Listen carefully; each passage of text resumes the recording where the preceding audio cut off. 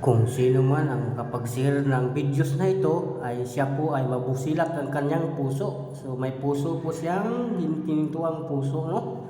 So salamat sa inyong pag-share, no? At pag-subscribe at pag-like. So pag para ma-update kayo sa next video natin, no? About sa usapang barya. So yan, sa harap natin yung usaping barya, no? So yan po ating kilatisin at ating alamain kung anong nilalaman sa barya, no? Sa ating 10 piso 2,000 to mga kabarya. So yan na sa harap natin ating kilatisin mga kabarya para malaman natin, no? So sa 10 piso na 2,000 to ay dalawang variation po, no?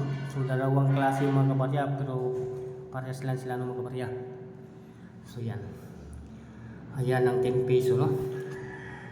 So yan po ang portrait ni Emilio Aguinaldo at saka ang 2002. So dalawang variation nito. So dalawang variety, no? So dalawang klase siya na 10 piso. So ito po yung harap niya, Republika ng Pilipinas at 2002 sa baba. So 10 piso, no? So 10 piso. So ito po sa likod niya mga kawarya. So ito po yung simbolo natin ng flag ng Pilipinas, no? So ito yung ay araw, bundok at saka flag ng Pilipinas, may tatlong bituin. Ito yung simbolo. Nakalagay dito, Bangko Sentral ng Pilipinas mga kabarya. So 1993 ginawa po ang ating 10 piso, no?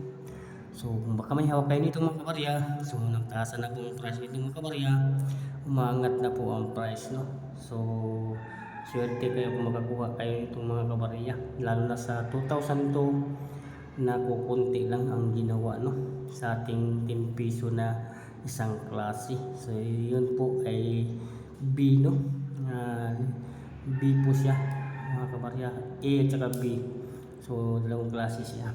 So malalaman mo siya mga kabarya, ang ating 10 piso, pilatisin mo dito sa tatlong bituin na maliliit, no?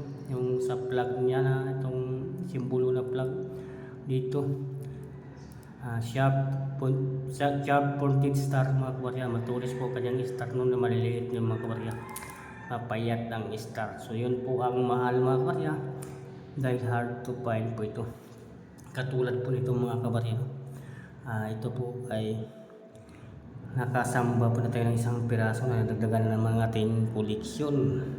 So na baka kayo maghahanap yung mga kabarya, so itago mo naman mga kabarya dahil hahanapin sa mga kolektor yan, na. So ang ating barya ay medyo gold, medyo parang gold mga kabarya, no? So kaso lang siya mga ano lang, good condition lang mga kabarya. So kaya na rin to, may price na rin to sa mga kolektor yung kahit mga good condition. So ayan ang ating 10 piso na baka kayo may hawak kayo ay swerte nyo mga kabarya, lalo na kung jackpot ka, kung makakuha ka na katulad nito ay kahit mga bili mo lang ito ng 300 pesos, okay na mga kabarya, ay good condition lang ng mga ating barya, no? So wala nang problema, good condition lang. So yun po ang ating update ngayon sa inyo, no? O sa buting puso dyan, so maraming salamat sa iyo na pag-share, no, sa ating videos at pag-like at subscribe mga kabarya. So yun po ang importante, maka-subscribe po kayo sa ating videos dahil doon po kayo ma-update sa bagong ina-upload nating videos, no mga kabarya.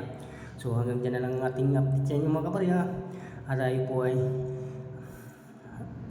aalis na mga kabarya. So yan po, bye bye mga kabarya.